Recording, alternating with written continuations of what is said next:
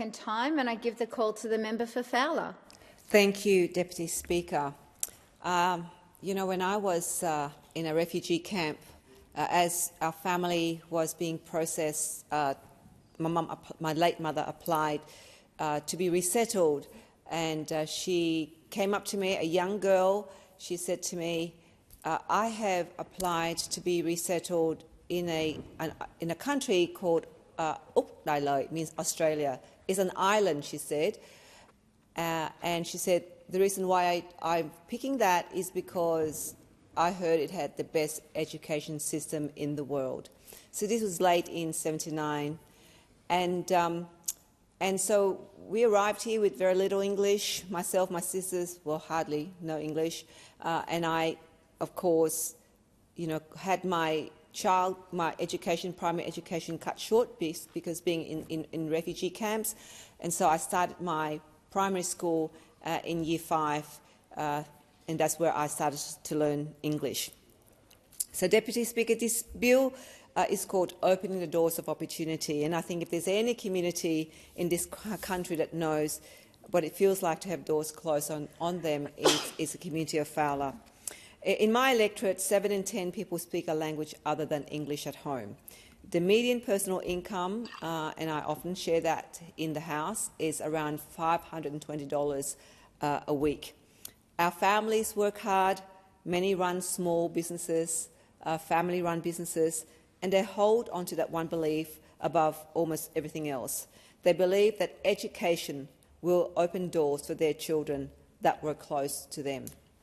When the government puts the word opening the doors of opportunity on the front of the bill, of course, I will pay attention, and I have no doubt my community will also. This is because we've heard amazing headlines, grabbing headlines before in this House, and my job is to ask whether the substance matches the slogan. Before I do that, I want to acknowledge the Minister for Education.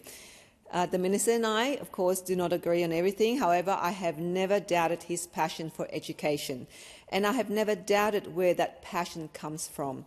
We hear it every time he stands in this House, how proud he is that he grew up in Cabramatta, in the heart of my electorate. He went to Cabramatta Public School and Canleyvale High School, where he was dux. He was the first in the family to finish school and the first to go to university. His mum and his dad still lives in Cabramatta, and they are my constituents. The Minister knows exactly what a closed door looks like for a young person from southwest Sydney, because I'm sure he's sat in classroom full of many of those kids who probably came from similar background to me when coming into primary, half through primary education, not the full education that he probably would have had. So I will hold this bill to the standard of the Minister's own story. So if a boy from Canleyvale High School can become the Minister for Education, then the test of this bill is simple. Will it make that journey more likely for the next generation in Cabramatta, Fairfield, Liverpool or Bonnyrigg? Or will his story remain the exception that proves the rule? Deputy Speaker, let me explain why this matters so much in Fowler. Our young people are often left behind, not because they lack talent or ambition, but because of distance, language and socio-economic disadvantage. Opportunity in this country still depends far too much on your postcode. For our students, a train fare, a textbook, or simply knowing which subjects to study, which careers to do, is a difference between a door opening and a door staying shut. That is why last month I held the Fowler Future Fest at the Fairfield Showground, where more than 1,200 Year 12 students came through the showground. They met employers, trades, small businesses and universities. And I want to thank Fairfield City Council. They helped host that amazing day where, thousands of students, high school students who've never had the exposure to a careers day in their backyard being held, and having council being part of that, as well as all of the many small businesses and not-for-profit who took part in the day. So I also want to thank Western Sydney University for being part of the day. Student after student came to me and said how great it was to have a careers exposed there. And for the first time, many of them could see what subjects they needed to study and what degrees they could take up. They did not need a marketing campaign, they needed a door and someone willing to open it. So that is the lens I bring to this bill. I acknowledge what the bill does. It establishes a managed growth funding system that is designed to provide demand-driven Commonwealth-supported places for students from disadvantaged backgrounds and from regional and remote Australia. It introduces needs-based funding for higher education, similar in concept to the Gonski funding in schools, so that universities enrolling more students from low-income families, regional communities and Indigenous backgrounds receive additional resources to support them. For a community like mine, that matters. It should mean that a young person from Fowler who gets the marks for nursing, engineering or teaching does not miss out on a funded place because of where they live or how much their parents earn. I will claim this modestly but clearly as a small win for the young people of Fowler. Over 2 terms, I have stood in this chamber and argued for students from South West Sydney.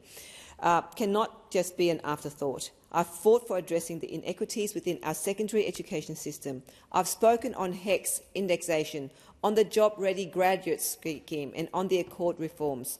Some of what the crossbench and I have been fighting for is reflected in this bill, and I acknowledge that. But, Deputy Speaker, a door is not open just because the sign on it says so. I must ask the government honestly, is this bill real reform or is it a mere media signage? This is because opening the doors of opportunity is a wonderful headline. It will look very good on a pamphlet when election time comes. My community deserves to know whether the substance behind it is just as good. So here is where my doubts lie. First, ministerial discretion. The minister will set the total allocation pool and will have significant influence over how funding envelopes are set and adjusted. Students in Fowler cannot plan their futures on shifting political winds. If this funding is real, then legislate clear principles and reporting requirements so that no future government can quietly tighten the pool or steer funding away from the communities that need it most. Second, the risk that needs-based funding becomes a label rather than real change. The indicators of disadvantage must be robust enough to capture students in Western and South-Western Sydney, not just regional and remote Australia. Universities must be held to account for spending this money on tutoring, mentoring and support for disadvantaged students, not on filling general budget holes. There must be ongoing evaluation of whether completion rates for these students actually improve. We have seen in other sectors that needs-based on paper does not always mean equitable in practice. Third, this bill leaves untouched the very policies that are closing doors right now. It does not reverse the distortions of the job-ready graduates package, which I have called on the government to do. It does not fix the unfairness of HECS indexation, including the sensible change to the time of indexation proposed by the member of Kooyong. Debts are still jumping faster than graduates' pay. You cannot open the front door with one hand while holding the back door shut with the other.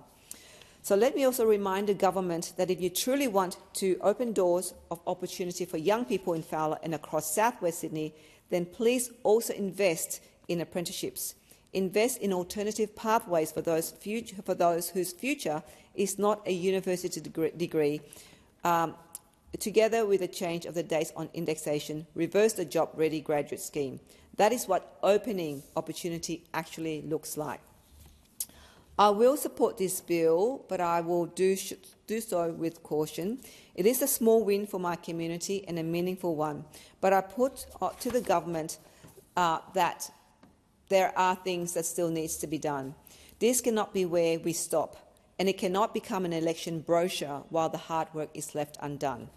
Deputy Speaker, I will keep standing in this place for the young people of Fowler, the students studying at the kitchen table after a long shift, the first in the family kid who walked through Fowler Future Fest and saw for the first time that a degree could be for them.